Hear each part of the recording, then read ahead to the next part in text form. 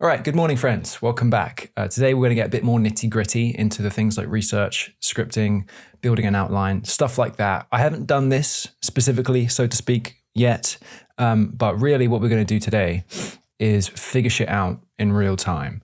I've got a research document that I've been working on for a couple weeks, off and on over Christmas. It's definitely not done. It's at 10,000 words at the moment, which is almost there. It's enough to be able to figure out where we're going, what the direction is.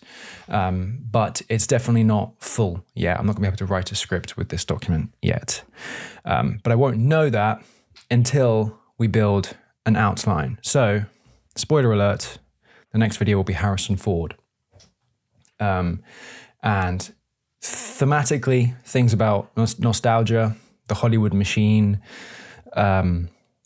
acting, craft, all this, and then like the idea of having a private life as an icon, and so placeholder title at the moment is Harrison Ford Doesn't Give a Shit, or Harrison Ford Doesn't Care.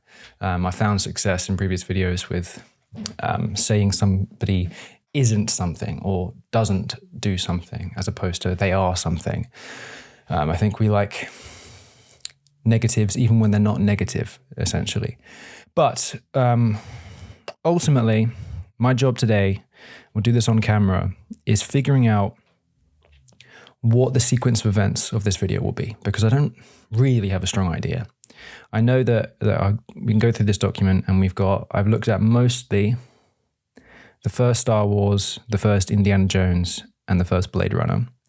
And I'm going to compare that with his sequels, the final films in those franchises, because this will be about Hollywood nostalgia, the idea and concept of IP, and that recurring question and annoyance that lots of cinema goers have nowadays about why can't people just have unique ideas? And it seems like Hollywood is always just chugging out a machine of things that it already knows works. And I kind of want to use Harrison Ford as a lens on that wider idea. So he is this focal point, and we're going to go through his whole life story, essentially. But wider, it's about a message about Hollywood, essentially. He's obviously joining the MCU in February, which is why I'm making this video now. And one thing I noticed about Harrison Ford is there's a bit of like, I don't know, what's the word when you go like against your own word? He's being a bit of a hypocrite. Because he's always said he's very anti-nostalgia, but he's returned to these franchises over and over and over again, and now he's joining the MCU. But we're figuring that out. No one is completely black or white. But I guess the first thing to think of when building an outline is, where the fuck are we starting? I know that what I'm going to do first is build a really, really rough outline in just bullet point form. Before then fleshing that out into a structure with quotes. Sorry if I'm out of breath. I just did a bit of exercise before this and I've just jumped straight on. Got the blood pumping a little bit. But, okay, first thing we want to start with. I know I've collected some good quotes from his anti-nostalgia stance, where he's on talk shows and he's refusing to answer Star Wars questions. It's kind of a joke, but it's touching on a real thing, that he is kind of against dealing with this character for the past 40 years, Han Solo and Indiana Jones. And I do have a decent amount of sound bites about this thing. So I feel like, especially if the title is Harrison Ford Doesn't Care, I want to touch in on present day Harrison. Present day Harrison not giving a shit. I think we have to affirm that title immediately. People have to know what they've clicked on. And if it's clearly Harrison Ford refusing to answer Star Wars questions, refusing his legacy, question mark, I think we're going to open up questions here at the very beginning. Then I feel like we need to validate why the rest of the world care. So who is Harrison Ford? His super fame, iconic characters. We need to verify and validate why this is a person other people would at least care about, and then you can decide whether or not you care about him. So already there's a contrast there of we are going straight into him denying his icon status and then juxtaposing it with almost an undeniable perspective, omniscient perspective on how famous he was. And I've got good clips of that, I know I do, of him kind of being this box office, superstar. He's even, in the 90s, he was given the title Star of the Century. So these are all things that are like, I write down and I think, okay, that's a nice like intro line, or at least it's quite hooky.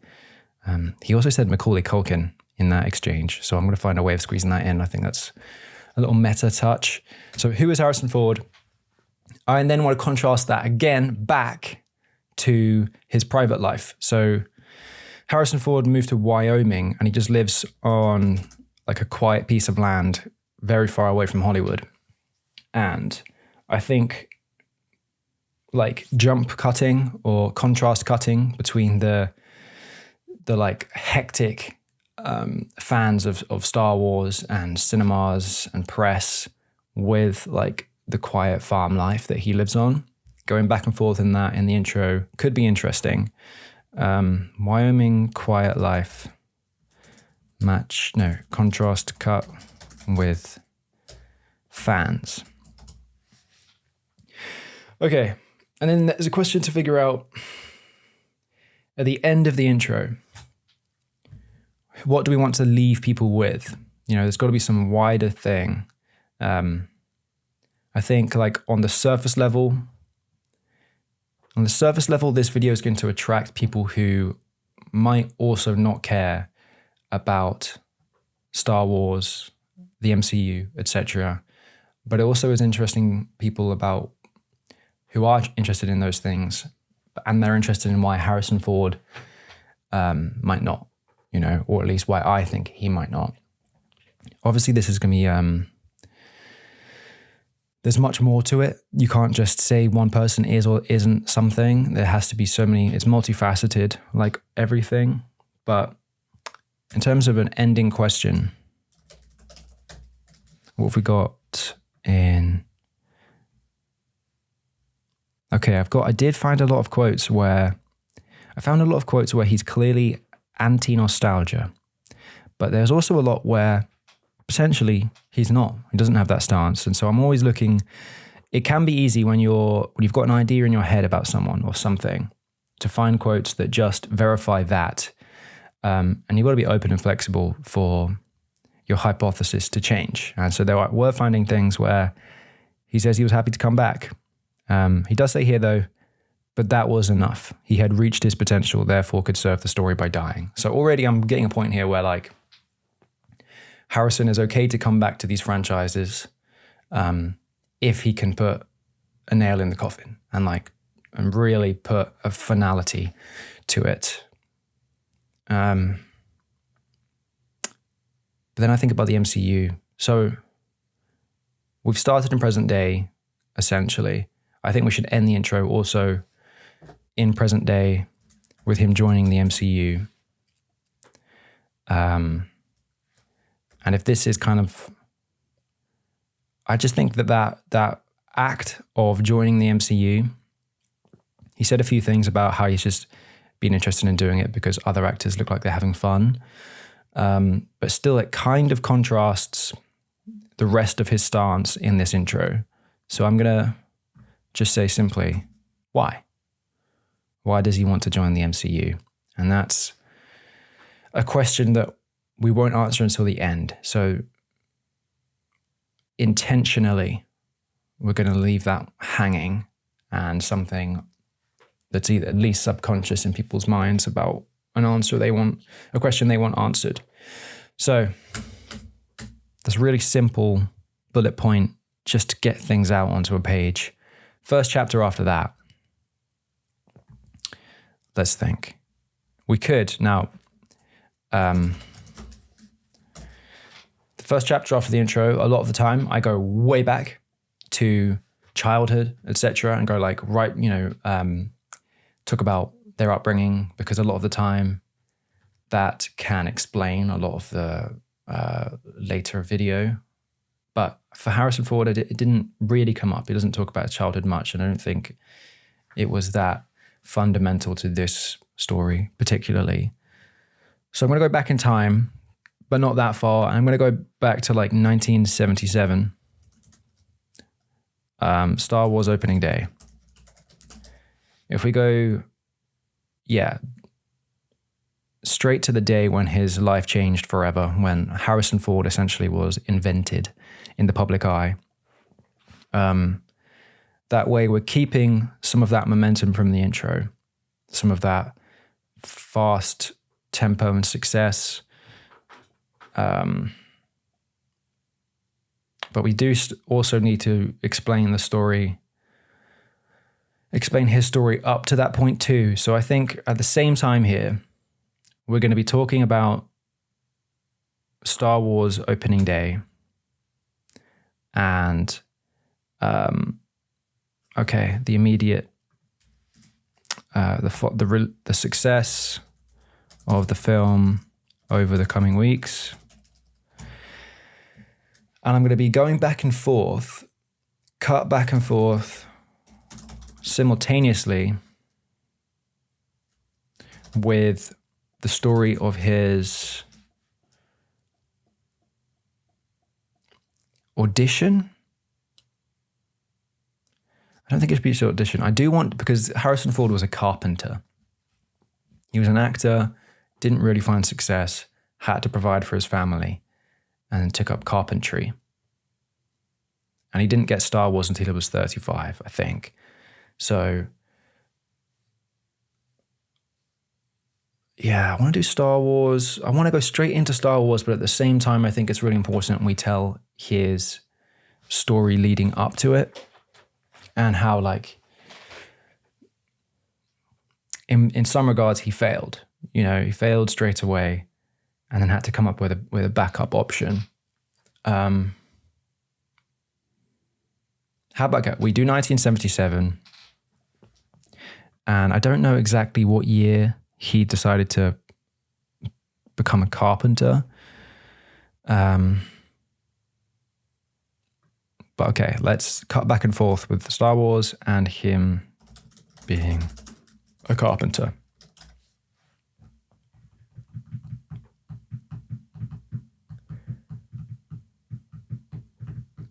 And these things can build up together in the first chapter, where we've got like a kind of a negative, not necessarily negative, but a much more mundane story on one side of him having to do carpentry in Los Angeles,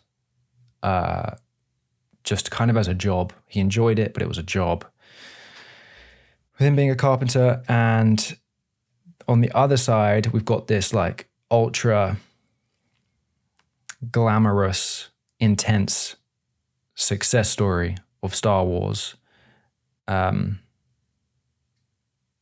how about they both kind of lead up to the point where Star Wars provides Harrison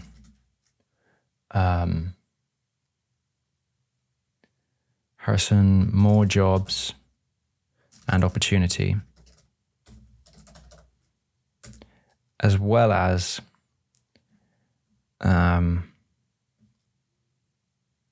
carpentry gets him the job, gets him the audition for Star Wars. Yeah, so that story of him meet George Lucas.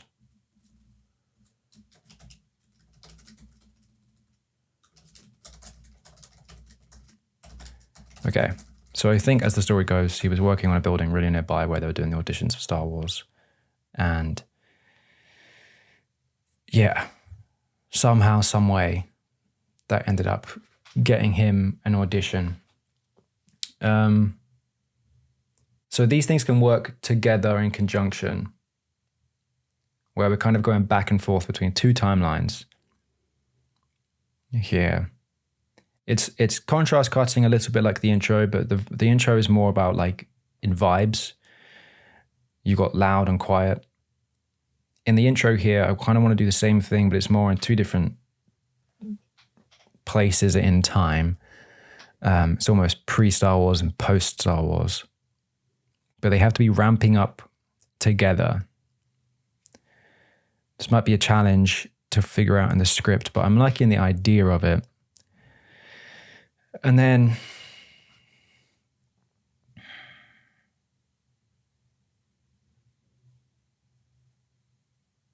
just thinking about, you've always got to be like one eye ahead into what the next chapter might be. And one thing I want to like validate pretty soon is his kind of everyman, reluctant hero persona. You know, essentially the character of Han Solo. So is there some way that we can mirror Ford and Han Solo in reality and fiction? What do I want chapter 2 to be?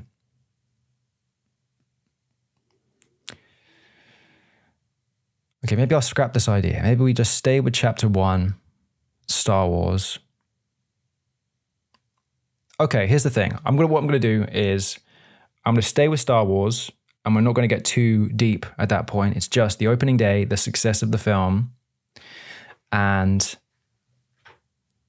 that leads us into exploring the character of Han Solo, who is this kind of reluctant hero everyone knows now.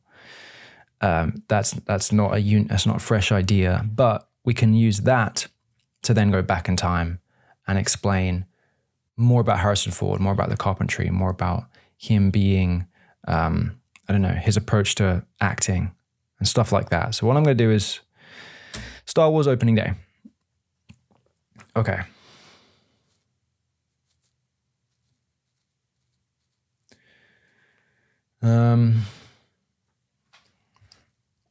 Okay, box office success.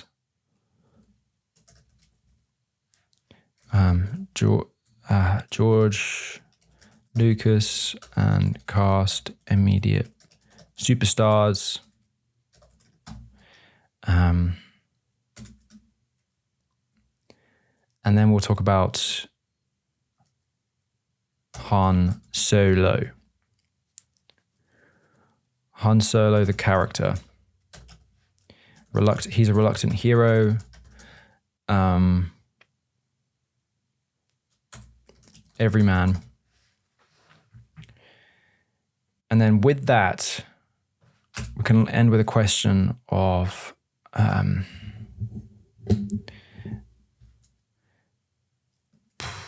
why was this role perfect for Harrison? Then we can go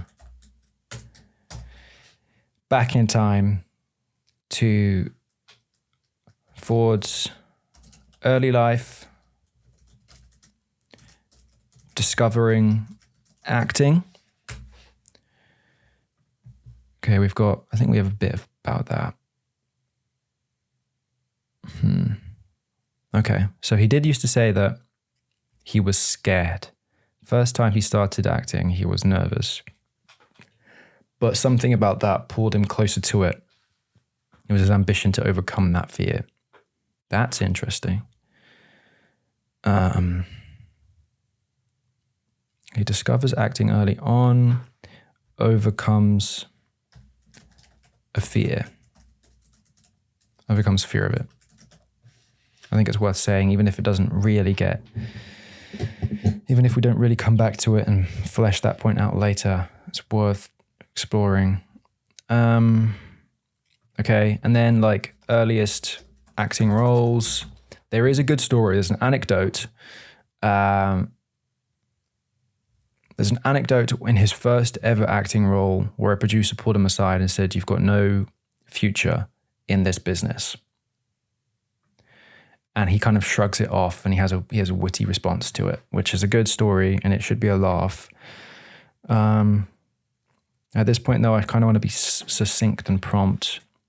Earliest acting roles, anecdote of producer doubting him.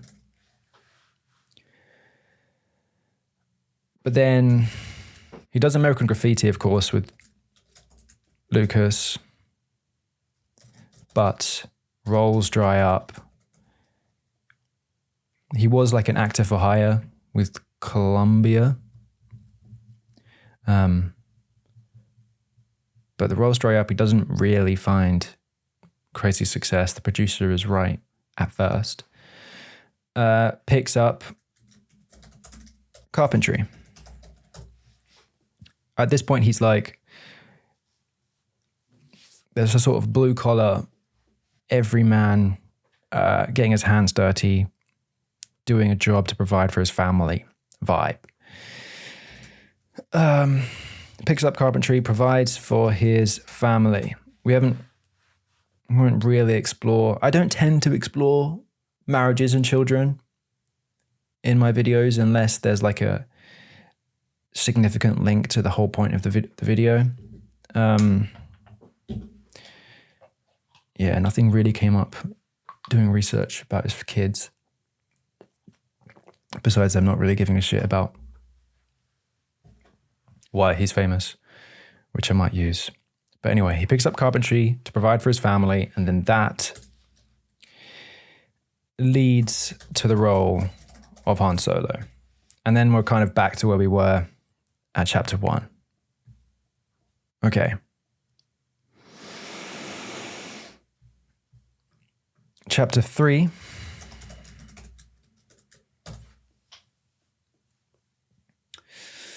Now, Indiana Jones. I feel like that makes sense. Obviously, we've got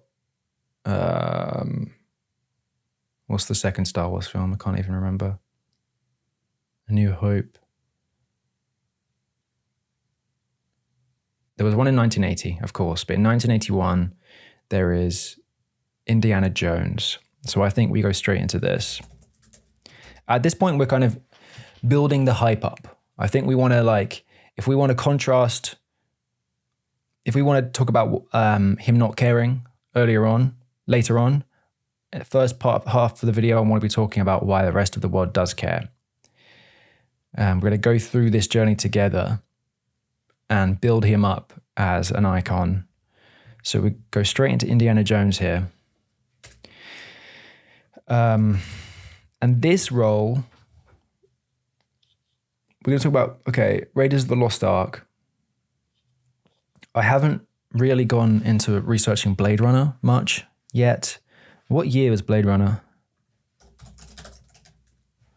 1982. Okay, so there's a 2-year period there where he just bish bash bosh. Yeah, that's cool. Okay. Okay, let's go straight into Raiders. And I watched Raiders of the Lost Ark last night and made a whole bunch of notes. This is usually what I do when I watch the film. So I write down the time and either things that I kind of want to use in the video, like the animation, the map animation in Indiana Jones, or I write down full-on quotes and bold the ones that I think truly relate to the edit. But overall, Indiana Jones, his character,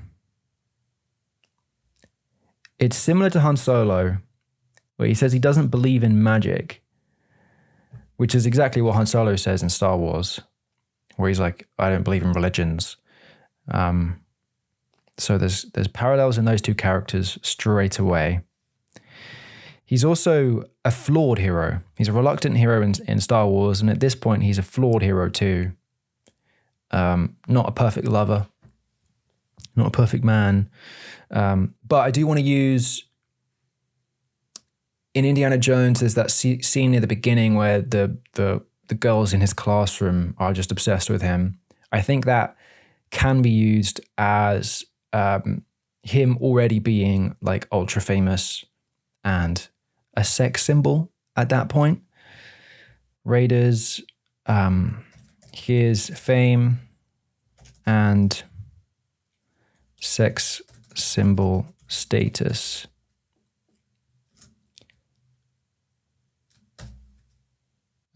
There's a girl with "love you" written on her eyelids. Okay, so I want to use Raiders kind of as a metaphor for Harrison at that point in his life. What else have we got? So the sort of no-nonsense attitude, when do we touch on that? Because there's a great moment where he shoots that swordsman and he's kind of got no bullshit about it. Yeah, how about we... At this point, Harrison Ford, personally, I want to touch on his sort of vulnerability and relatability. That's something that we see a lot in Indiana Jones. Parallel with Indy. Okay. And moments like shooting swordsman. What else is down here? He's scared of snakes, right? We see fear. Fear of snakes. And there's that moment where he has that fight with that big guy. Fear of snakes, fight with big man.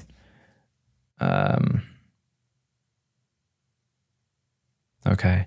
And there are some good lines in Indiana Jones that I feel like speak to nostalgia.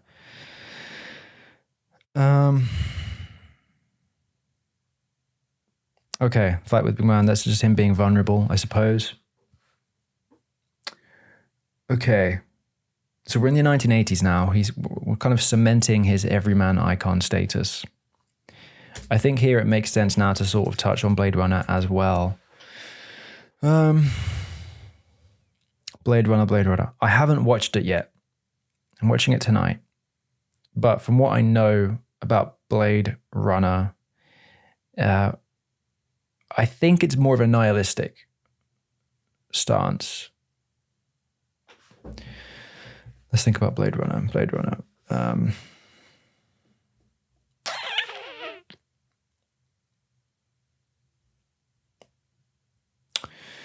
Okay. Let's talk about masculinity. Masculinity and pragmatism. What have I got in my Blade Runner? This is a movie that takes place in the future, 40 years the future on Earth not so much science fiction as a little bit of futurism blended with a detective story. How do things seem to be 40 years from now? It's no musical comedy, David.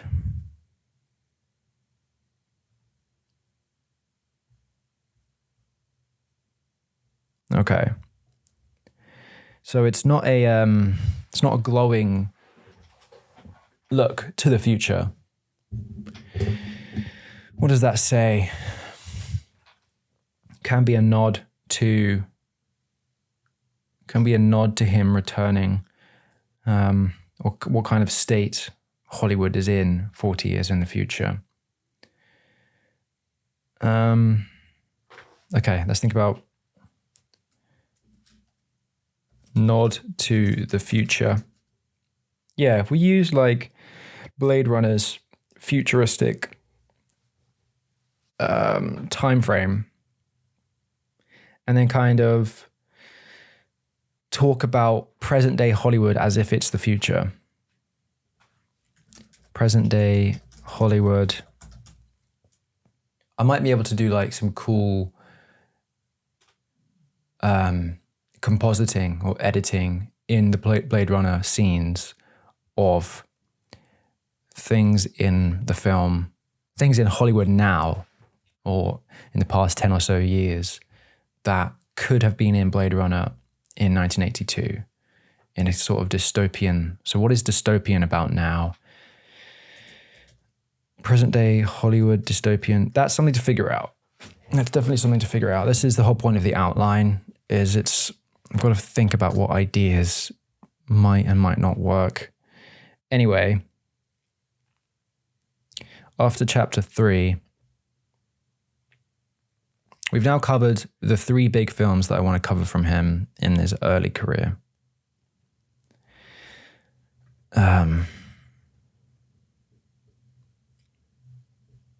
Before moving to the present day, we should talk about, and then I think in like a montage sequence, we've used Blade Runner as a suggestion of the future. And now we can actually glide through time in a montage sequence covering most famous roles from 1980s to 2000s. And then I think the first thing to bring us back to present day will be 2015 Force Awakens. It's kind of what I want to do here. I want to be like 2 sides of the same coin, where we cover essentially the same films, the same 3 films twice, in the first one and the last one,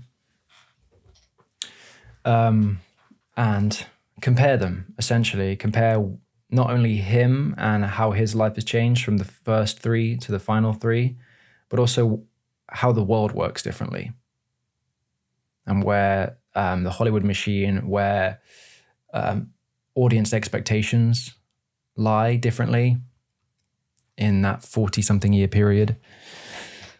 So we go through this montage sequence. I've got to figure out, like, specifically, what does that mean? Yeah, what do we want to say here? I think we want to, like, build him up as, like, superstar in Hollywood, but he's also, like, is he kind of anti-Hollywood at that point? This is almost the peak of his career, where he's done his, like, insanely iconic roles, but now he's, like, leading this variety of other thrillers and dramas and action films. And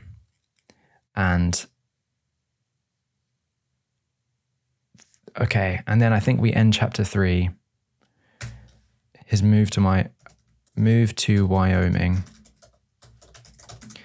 And then that's a kind of, like, relaxation. It's a breath of relief, kind of, from the intensity of that Hollywood montage. Move to Wyoming, quiet life. Okay.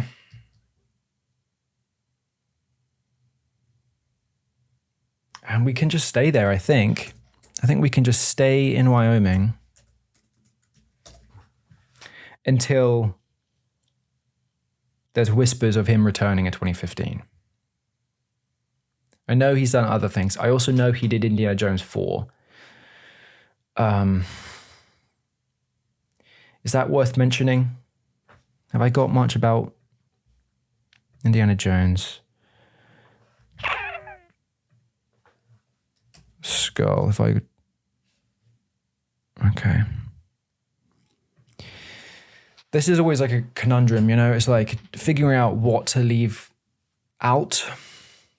Is the Kingdom of the Crystal Skull notable enough? Does it kind of nullify the whole point of Dial of Destiny? Okay. I think we can't ignore it, that he comes back to do Indiana Jones in, like, 2007. Kingdom of the Crystal. 2008. Okay, that was a big deal. He seemed old at that point to come back, and that's the first time that he's revisited any of his franchises. So, Indiana Jones 4. Why? audience reception. Now, I'm pretty sure it was mixed. This is, sometimes I need to this, writing the outline flags things to you, the gaps in your research. I know I don't have anything about this film yet, but I also know I can't leave it out. Okay. Is that a good enough bridge into Force Awakens? And I think at this point, with 2015 Star Wars returning, we start now to introduce the idea of his fans kind of being a bit too much for him. He's already escaped Hollywood once to go to Wyoming, but I kind of think that's a different type of attention. He was just working on things that people were interested in the now in the 90s. But now when he's 70 something, late 60s, all the fans and Star Wars fans are pestering him about the past, which he has mixed feelings on. I know he does. Anyway, Force Awakens comes back in 2015. What have we got in here? We've got quite a lot. Star Wars, Force Awakens. So he talks about how he was happy to come back. He really was. I don't think he's lying about that. But under the condition that he dies. So I'm pretty sure Han Solo dies in Force Awakens. Does Han Solo die in The Force Awakens? Yes, he does, by Kylo Ren, of course. Okay, so yeah, I'm sure he wouldn't have done it if there was a suggestion that he might have to do another trilogy. So Force Awakens 2015. At this point, I don't think it's a spoiler to include this. Comes back under condition that he dies and ends his relationship to the saga. So I think this was a kind of closing moment for him.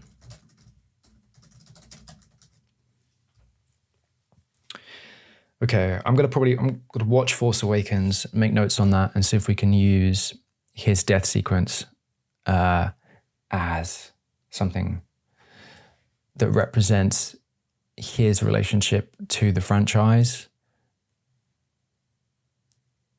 Okay, closing moment for him. However,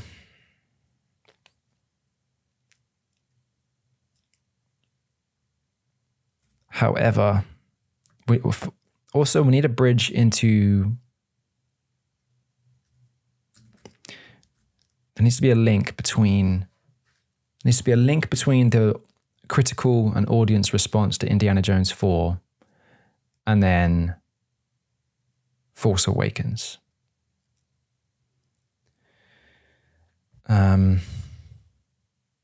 He's just returned to two of his biggest characters after decades. Almost back to back. Why?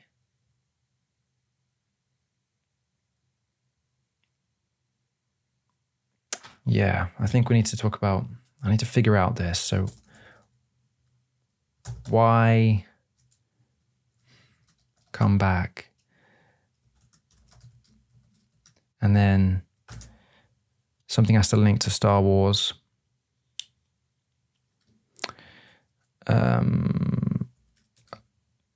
Audiences don't know what's coming. That's kind of cheap.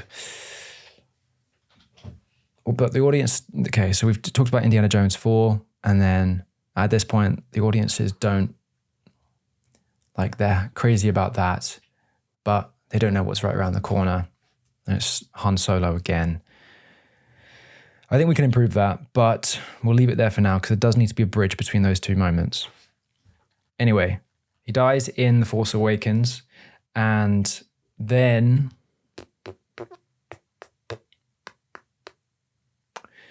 He dies in The Force Awakens. It's a closing. It should be a moment of closure for him. But the fans don't let it be that for him. Now I think we're going to step outside. So fans don't allow it. Nostalgia is too strong. So Ford realizes he'll never escape Star Wars, even though he made it so that his character died. Now, one thing I do want to do in this video, I don't want to make this too long. What did I just do there? I don't want to make this video too long, but I do kind of want a moment to talk about the Hollywood machine. What have I got written on my whiteboard?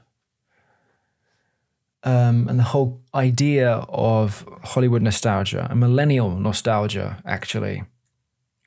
People say there's like a 30-year cycle of nostalgia. So maybe in the 2050s, people are going to be recreating all the superhero shit. We'll see. But anyway, the Hollywood machine, IPs, millennial nostalgia. Okay. Why it's, and then, you know, that means like shit like sequels and stuff. Why is it like this? Okay. How do we link that to Harrison?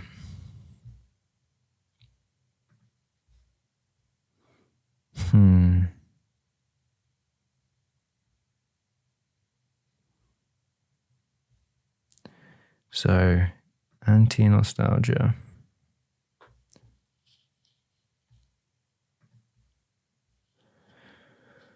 Okay, we've got a bunch. I did find a bunch of good. But you'll pay for this. Harrison Ford related commercials. So if we use his image as a product and talk about how it's been commodified, I think that's a link. That's a bridge from the wider themes and point of Hollywood and straight funnel it back into Harrison Ford. Harrison Ford, toys and products. Okay.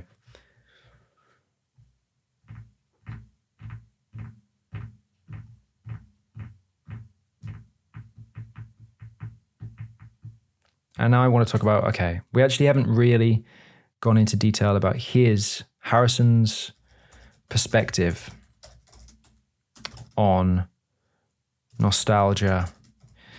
And that word's going to be a lot in this video.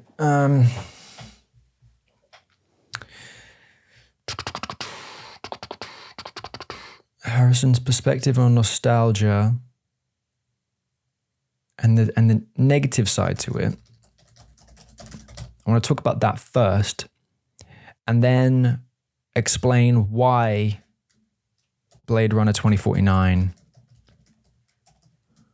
was different and worked for Ford. Okay. So if we've gone through Star Wars 2015, and I don't know if I can say for sure that the fans ruined that experience for him. No, I'm sure that's wrong. But there is a sort of underlying thing here where you can tell he's tried to escape Star Wars,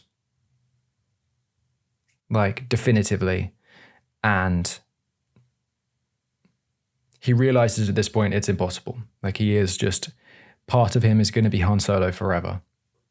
and his mixed relationship to that idea, I think, is an interesting thing to explore. Then we go from there into the wider discussion about why is it that we're obsessed with things that have already happened? Why do Hollywood only want to bring out things with existing IPs?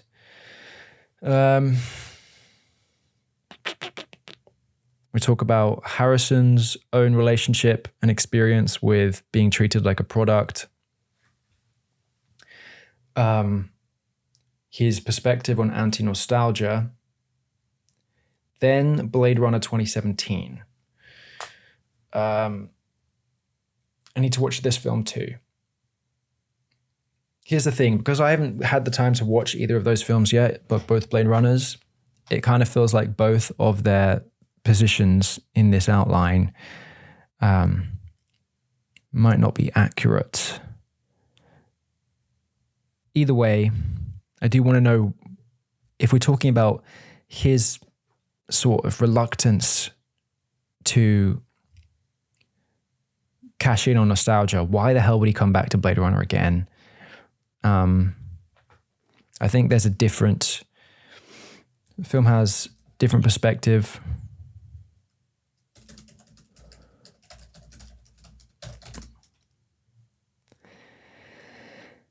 Okay. We'll see though. I've got to figure that out.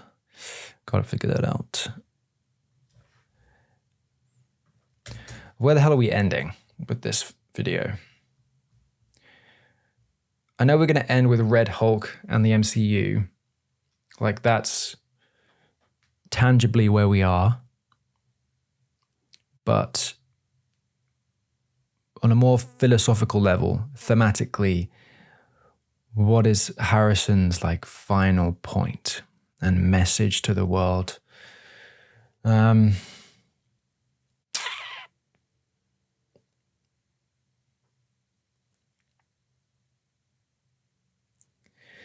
We need to discuss his legacy.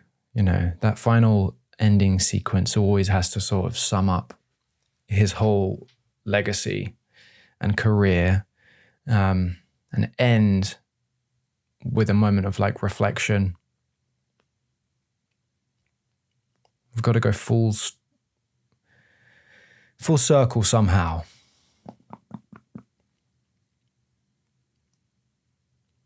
Okay, so we're at Blade Runner 2049. Obviously, there's the final Indiana Jones film. What, like 5-6 years later? But he's become an old man.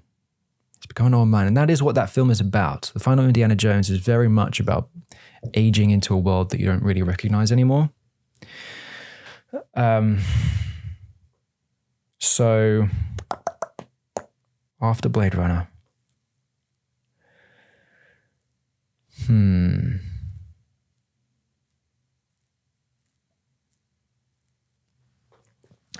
Ultimately, like, he still loves acting.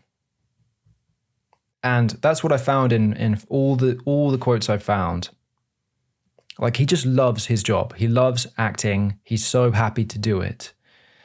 And that's kind of his overall whole philosophy, is like, it's the craft of acting first and foremost. And he's just kind of been essentially thrust into this status that he didn't seek. He didn't even want. It's just happened to him, and he's done the right things to keep it alive. But I think part of that is he hasn't been chasing fame his whole life. But still returning, there's just a question about, like, why is he returning?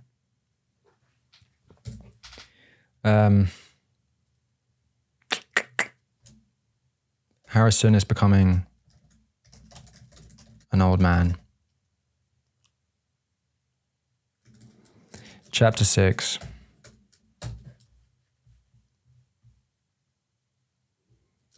Dial of Destiny. Themes of becoming old in a world he doesn't recognize. That is, okay, so here's the thing. Dial of Destiny, he's talked about this. Let's find the quotes. Dial of Destiny. Again, it's similar to Han Solo, where he only came back to that film on the condition that it would be the end of his story. And I think he's doing a similar thing here in Dial of Destiny, where he says here, in no uncertain words, I want to make a film about the end of his life. He doesn't die in that film, but he's done with his life. I don't think there's any more adventure. There's no reason for there to be another Indiana Jones film. I've changed. I'm not the young buck I once was. I'm an older man. Here's the thing. It's like, I'm starting to understand it just as I verbalize it. If he was growing up, if he was becoming an old man and still doing new movies or movies that weren't parts of existing franchises, he's still exploring the idea and the concepts of growing up and being a different person there, definitely. But there is something about contrasting his previous characters as a different person where you can see objectively, like Indiana Jones as a young man and Indiana Jones as an old man, where in some ways that's more potent. You know, if he's doing movies as an 80-year-old, but it's a new character no one's seen before, in many ways, like, that's all you see. And so there's no sense of change within him. But if we're seeing 80-year-old Harrison Ford and 30 and 40-something-year-old, 80-year-old Indiana Jones and 40-year-old Indiana Jones, there's definitely more of a real juxtaposition there. So I can understand why he wants to come back to that character. But still, why do this? Relationship to the Indiana Jones franchise. Okay.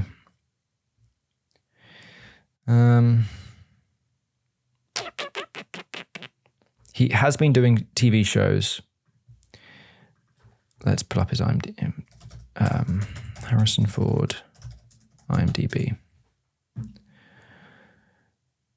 Yeah, what are this TV stuff he's been doing recently? He's been Shrinking, which is actually really highly reviewed, highly praised, and 1923.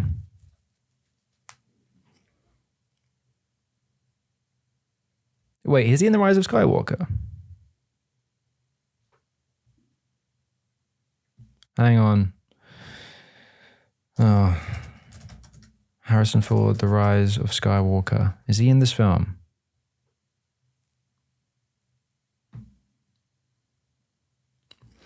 Oh, for fuck's sake. He's a ghost in this film. Okay. I should probably look this up. Okay. Why Harrison Ford returned to Star Wars one last time.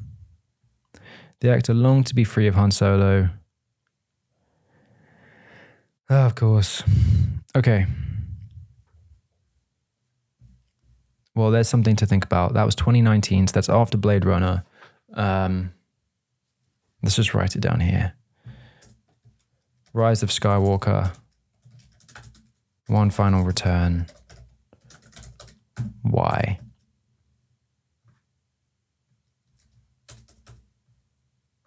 And then I'll end it on him becoming an old man. That leads us into Dial of Destiny, which is all about time and mortality. His relationship to Indiana Jones. I just don't want it to feel like it's kind of being rushed and crammed together at the end. I don't know if everything is leading into each other like I want it to. But anyway.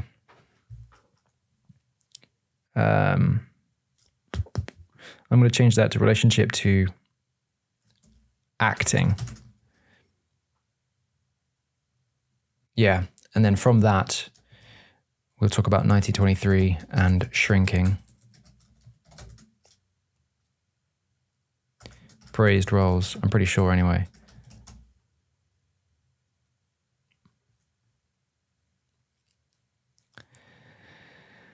And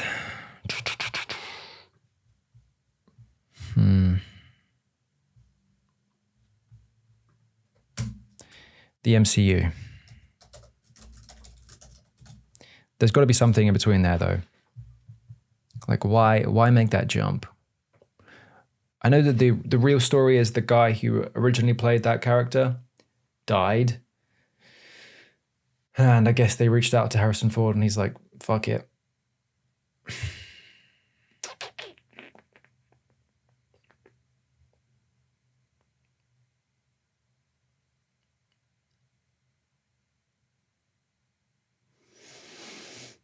There's bigger themes here that I feel like this outline isn't touching on. The reluctant hero stuff. Have I even written that word down? Okay, reluctant hero Han Solo, but also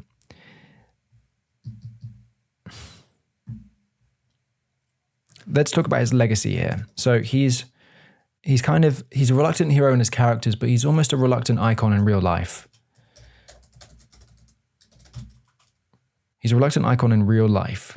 And he's all about the craft over the concept of being a celebrity.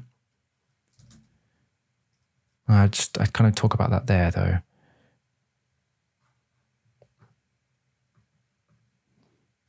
Okay, so he's a reluctant icon.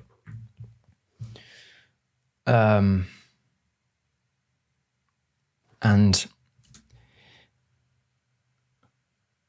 perspective on his legacy. Perspective on nostalgia and legacy. And then I think we end with the objective truth of him joining the MCU with some kind of reflective quote about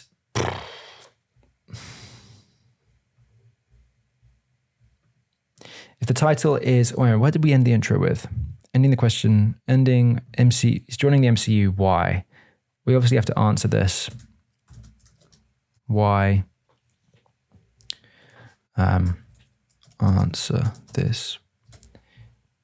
But overall, if the title is something like Harrison Ford doesn't care, then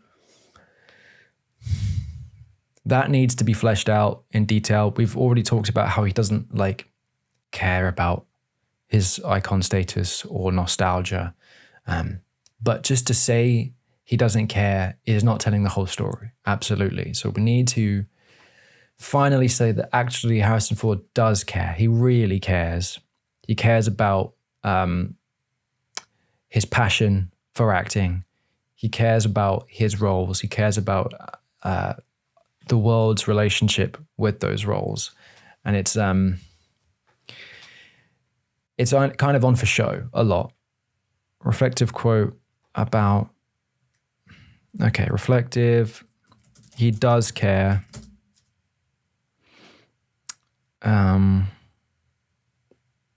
He understands and appreciates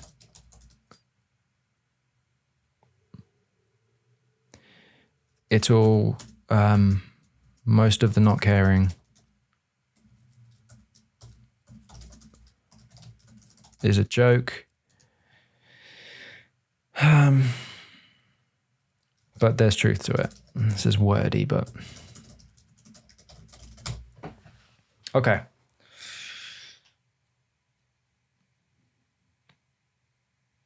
Well, I hope that watching this, I'm sure it was painful, but hopefully you'll see that I have to really scratch my head and figure this shit out. And I'm not necessarily always happy with where it is for a long time, and it's very jumbled and disjointed.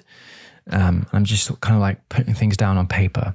But what I'll do next is from this document, really comb through this outline in detail and think about, does what I have fit into this? And from this, what do I need to add to this document? What do I need to go looking for?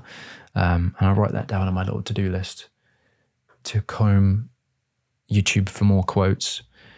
I'm also going to think about like overall the pacing and where we've touched on, what we're starting with, what we're ending with. Does it really speak to Harrison Ford the way I want it to?